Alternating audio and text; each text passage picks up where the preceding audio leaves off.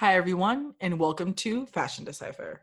This episode will be speaking about sunglasses and the most iconic ones that we feel made an impact. Sunglasses are a thing that I think almost everybody has had a pair. They either covered a pair, they had to wear a pair because you have prescriptions, and you may have transition lenses, or you wore them for fun.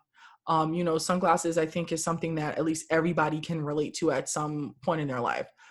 So let's get into it, and let's get into like the purpose of sunglasses and like the companies who make them and which sunglasses that we feel just were the top ones of all time.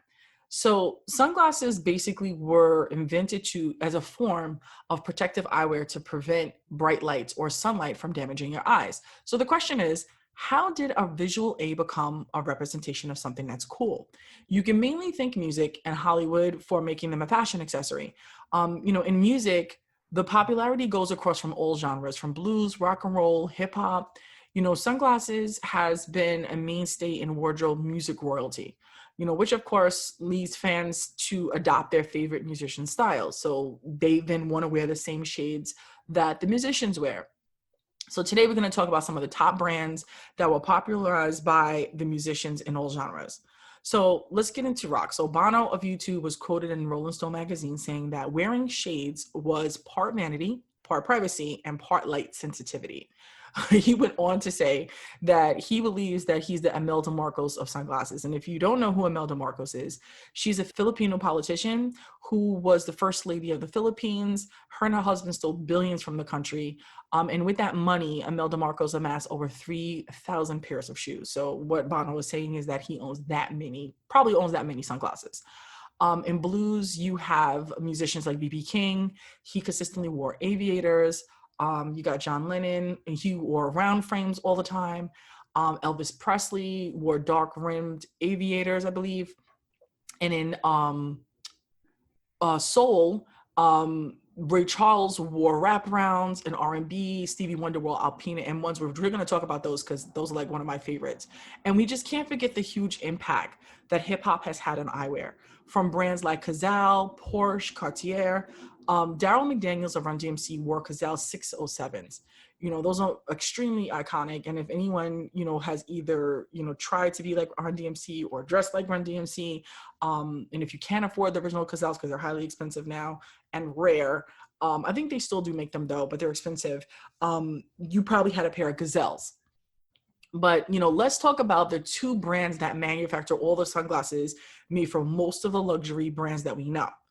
So Luxottica is the top producing sunglass manufacturer for various luxury companies.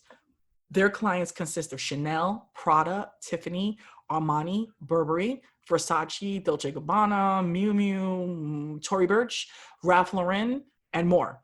It's a vertically integrated company, which means that it does two or more of their own stages of production, operated by separate companies under the umbrella.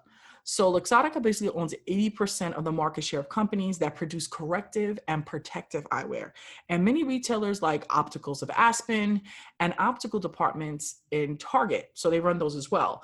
And then I think they also do eye insurance groups such as iMed. And Safilo is the second largest company to manufacture glasses. Their clients are Dior, Celine, Pierre Cardin, Fendi, Givenchy, Carrera, and Missoni. They make sports eyewear, ski goggles, helmets, and military grade eyewear. So now that we know two of the top brands, just so you know that these are the people who make all the glasses that you see. But you do have people who still produce in-house, like Cartier. They, are run by Richemont, and they make their own glasses within their own brand. So that's not part of Luxottica or Safilo. So now let's jump into some of the top sunglasses you may or may not know, or you may know and don't think you know. But anyway, one of the first ones we're going to talk about is Porsche Carrera's 5620s. If you're a fan of hip hop and old school hip hop, or just some of the classic hip hop from the 80s, Kool Moe Dee. He has been an avid wearer of these sunglasses. He has never taken a photo without them until later years. He has now since switched them up for smaller aviator frames. In most of his covers, like album covers, he was seen wearing those glasses.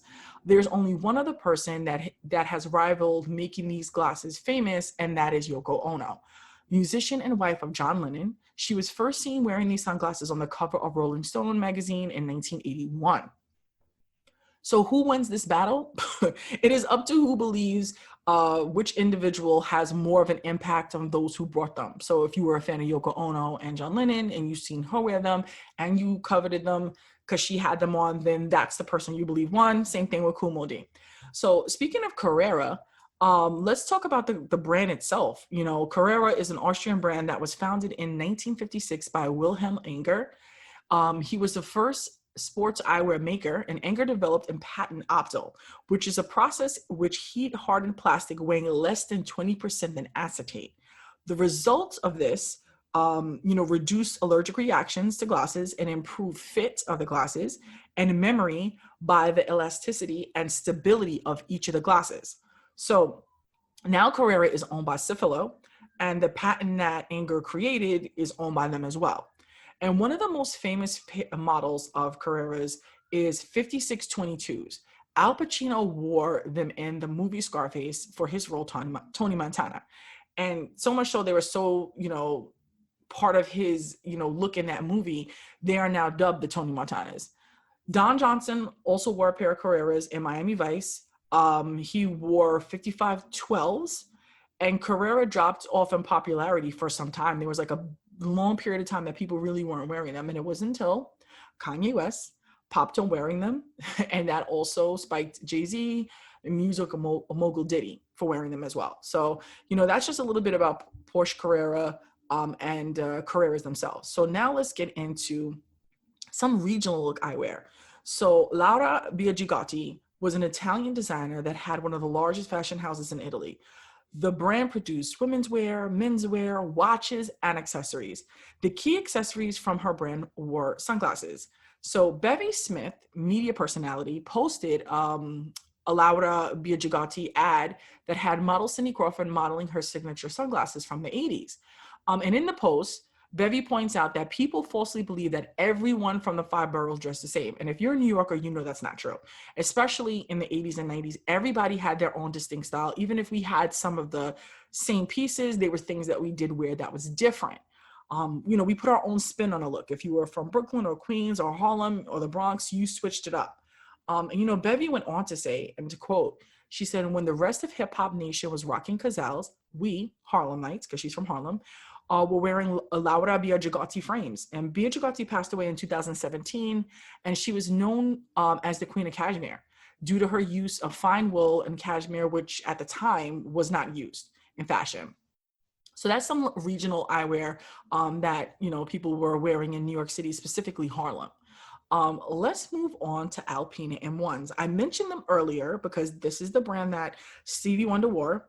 And I've always remembered these glasses from seeing on some of his album covers. So Alpina M1, the brand itself, Alpina, is known for high performance winter eyewear, kind of like Carreras. The German brand has been a fan favorite of many winter sports athletes. And just because Alpina was a brand that made sports gear didn't mean that they slacked in style. Alpina's vintage glasses were some of the most bold and flashy sunglasses since they dropped in the 1980s. The Model M1s have been one of the favorites among hip hop artists and R&B artists. One of the first people I remember wearing these, and as I mentioned this, Alpina M1s, is Stevie Wonder. On his album cover of Part-Time Lover, also in other pictures where he posed in front of a keyboard with various other keyboards behind him. Since then, Alpina M1s have been worn by Kanye West, Rick Ross, Jay-Z, and others. So that's the one that I remember seeing him on album covers and just like in photographs, and those are the glasses I remember him wearing. Absolutely floored at those glasses. So let's move on to Cartier. We mentioned them earlier, and I mentioned them in reference to Richemont is the one who still makes them. That's still done in-house within the brand. Cartier C Decor was developed and delivered back in 1990. These frames have a huge cultural impact of the city of Detroit. So much so that the Detroit governor, Gretchen Whitmer, wore a pair at the request of the city during the COVID online music festival when introducing some of the hip hop artists. Detroit gave Cartier C Decor nicknames as Big C, Woods, or White Buffs. The Woods were named that due to the thick wooden temples. The White Buffs is attributed to the temples that are made out of white buffalo horn. And the purer of the white buffalo, like without the streaks, the more valuable that they are. And a lot like Cazals, Cartier C decor was tied to the violence of the city of Detroit, which it didn't start out that way. In the beginning, they were a lot of just working class people bought those glasses.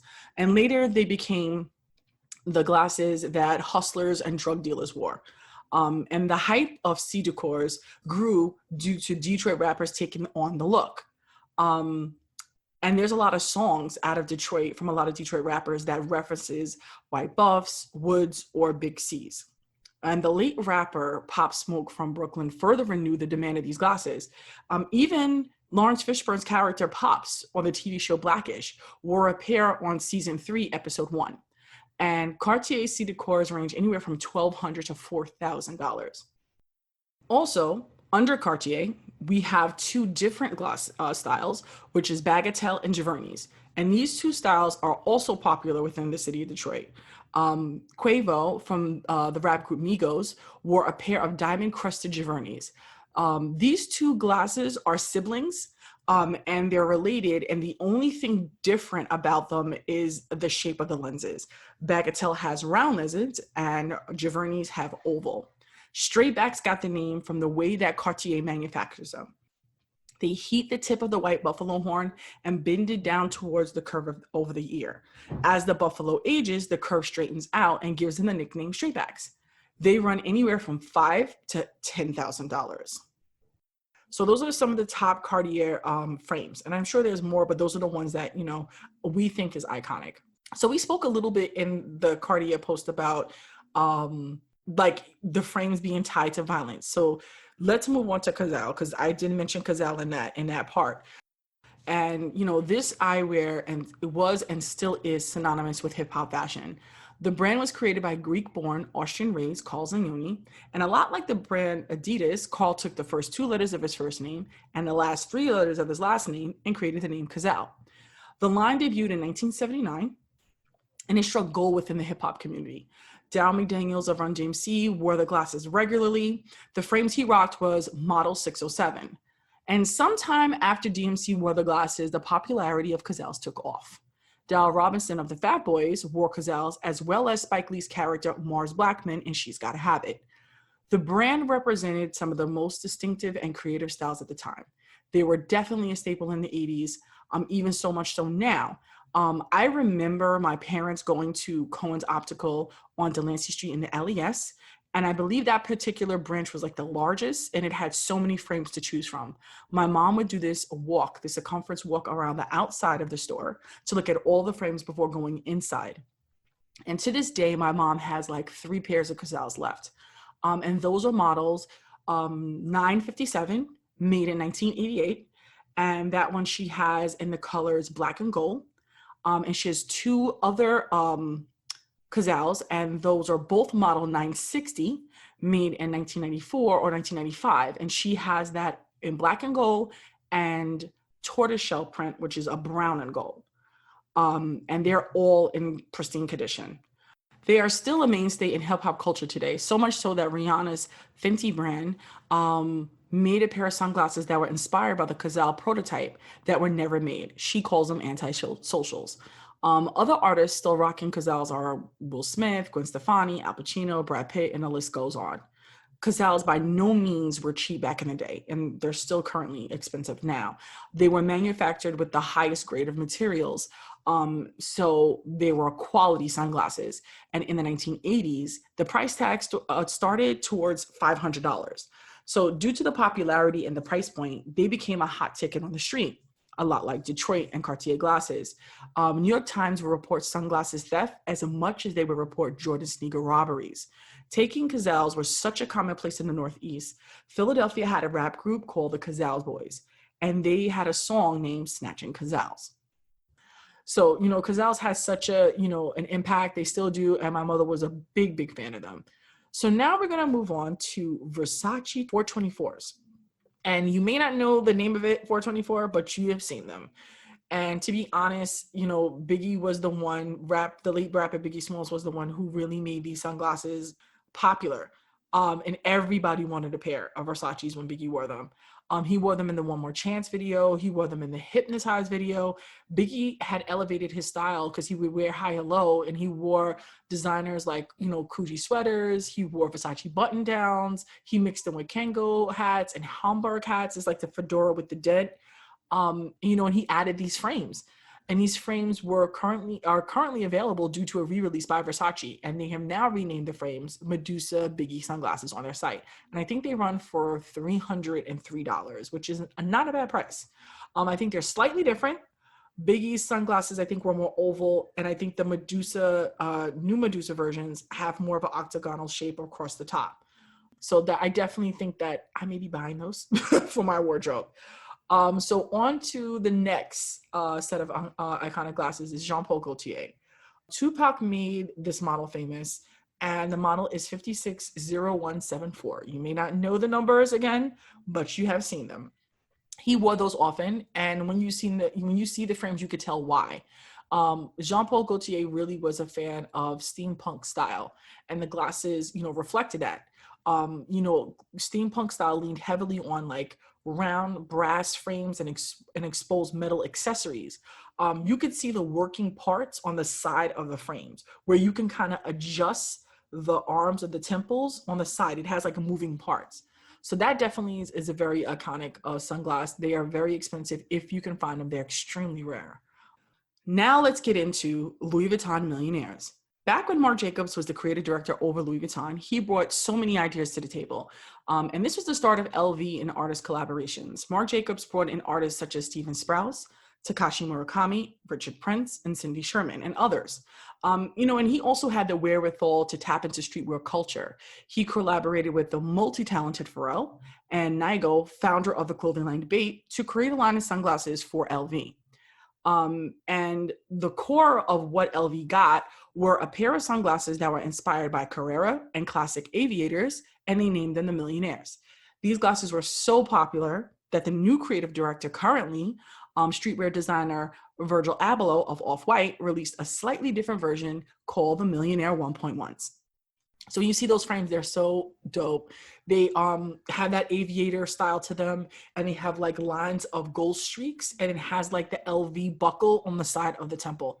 Dope sunglasses, extremely rare, extremely hard to find, the originals. The current ones, the 1.1s, are available online. Now let's move into Ray-Ban Wayfarers. These were created in 1952 by American designer Raymond Stigman. They were inspired by Cadillac tail fins and Eames chairs. It has a trapezoidal design, and it really gave the purpose. They believe that they gave the purpose to give the wearer a look of a nice guy, but with a dangerous edge. And that fit so many of the characters that wore these sunglasses. Sometime during the 1970s, Ray-Ban lost its popularity until the movies The Blues Brothers debuted. Since then, Ray-Ban was in over 60 movies and television shows each year due to the deal that they struck with unique product placement in California. Ray-Bans have been worn by so many movie stars and musicians alike, such as Roy Orbison, Michael Jackson, Debbie Harry, Anna Wintour, and more. And, also Ray-Bans were the centerpiece of Corey Hart's infamous song, Sunglasses at Night. You know that song, even though you don't think you know that song, but you know it. So now we can move on to Giorgio Armani. So speaking of Wayfarers, the reason why I'm transitioning into Armani is that they released their own version of Ray-Ban Wayfarer style glasses, and the rapper Eazy-E was rarely seen without them. The style of the glasses were dubbed the Lokes, which was a word derivative of a Spanish word loco, meaning crazy. And they were a lot, mainly worn by the Cholos and then LA gang members. Eazy-E consistently wore the Armani glasses. I don't think he took many photos without them at all. So that's why I wanted to connect it to the Ray-Ban Wayfarers, because it is a Ray-Ban Wayfarer style. I think almost every brand kind of makes a Wayfarer style. Next, we're going to get into Gucci's obsession with Elton John. And I think it's so dope. Most of the elaborate whimsical collection that we see of sunglasses that are coming out of Gucci, of late under the helm of Alessandro Michele, I believe that is inspired by pop icon Elton John. Elton John has worn some of the most artistic and outrageous sunglasses over the years. Elton has claimed to own 250,000 pairs of sunglasses in his collection. Between his biopic and his 3-year farewell tour, Gucci recreated some of Elton's most iconic glasses. You know, the rhinestone glasses, you have seen them square. Gucci has released, that was inspired by Elton John. The heart sunglasses, that was inspired by Elton John. Gucci re-released those as well. There's one that has like webbed shape around the top, maybe with like an oval shape. Elton John had a version of that with the jewel in the middle.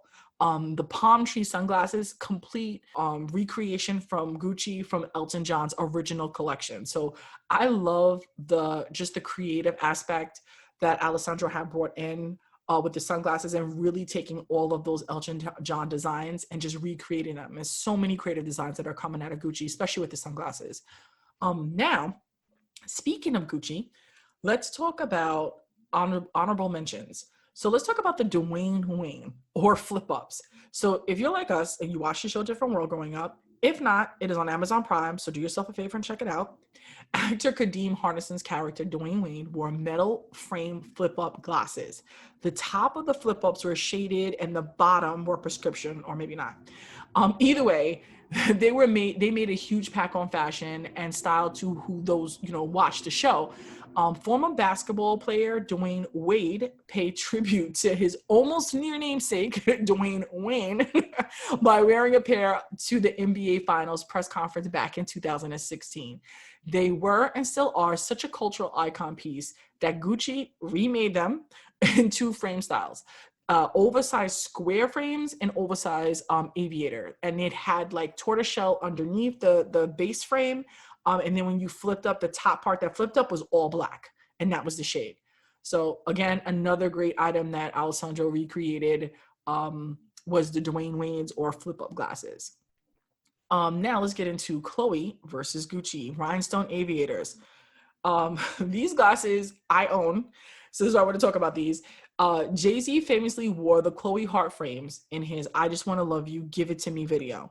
He even referenced them in the song and the lyric. I think he says, what do you say, me, you, and your Chloe glasses? Gucci made their own version of the double G's on the lens. Those are the ones that I bought because the Chloe glasses were so familiar. They were everywhere, popular. They were everywhere. And I still have them. And I just didn't want what everybody had, so I went with the double G's. But that definitely was like a hot pair of sunglasses at the time. It was crazy. Those glasses were everywhere. Now let's talk about Volpinis. Blinders, aka shutter shades, aka Venetian blind shade sunglasses. These glasses have a lot of AKs. But if you grew up in the 80s, you may or may not have watched WWF wrestling. And if you did, you're familiar with the character Macho Man Randy Savage. He wore Volpini shades when he was in character in the ring. They also were featured in music videos by Simple Mind, Glittering Prize in 1982, and Animotion video Obsession in 1984. And if anyone has listened to the old Kanye, back in his graduation album days, he wore a pair of Volpini type shades glasses that were white aviators that had Venetian blinds in each lens. He also wore them in the Stronger video and on tour. His version of the glasses were made by Elaine Mickley. Elaine Mickley also made the mask glasses worn by Missy Elliott in her Super Duper Fly video. If you remember those, they had rhinestones and it looked like a crown kind of going over to the top of her head, to the middle, to the back. Those were definitely iconic glasses as well. One of the people that you hear pop up a lot throughout this sunglass episode is Kanye West. And hate him or love him, he does have a way of driving the culture forward when it comes to fashion and style. So I will give him credit for that. I mean, he has other certain issues, but that I will absolutely give him credit for. He is the person who wrote the lyric Sunglasses and Advil. So, and that was in Watch the Throne album with Jay-Z for No Church in the Wild. Basically saying that, sunglasses is something that you throw on when you're trying to cope. Maybe you're going through a tough time. Maybe you want to look cool. Maybe you're trying to add to your outfit. Maybe that is the only expensive piece that you have and you want to, look like one of your favorite hip hop artists or movie screen actors, and you just want to transform. And I think sunglasses gives you that. So I hope we gave you a little insight into some of the most iconic sunglasses We're definitely going to put the photos up of the items on our Instagram page. Please visit that. And, we hope you like this tour. So if you realize sunglasses that you may already own and you have some of these, bring them out. They're vintage. They are dope. They're iconic. And you have more style than you think. But anyway, thank you for checking out this episode of Fashion Decipher, and we will speak to you next week.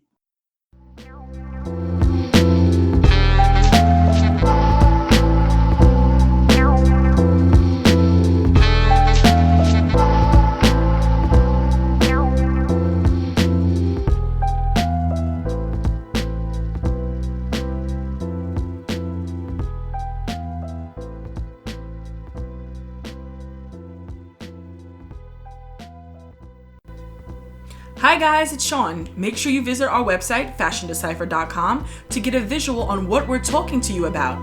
Check out pics from events, of guest speakers, and exhibits. If you miss anything we post, you can visit our archives page. Also, while you're there, hit that subscribe button, leave your email, and if you like, a comment. Tell us what you think or what you would want to hear on an upcoming episode. Don't forget to follow and friend Fashion Decipher on social media. Check out what we're up to. Speak with you next week.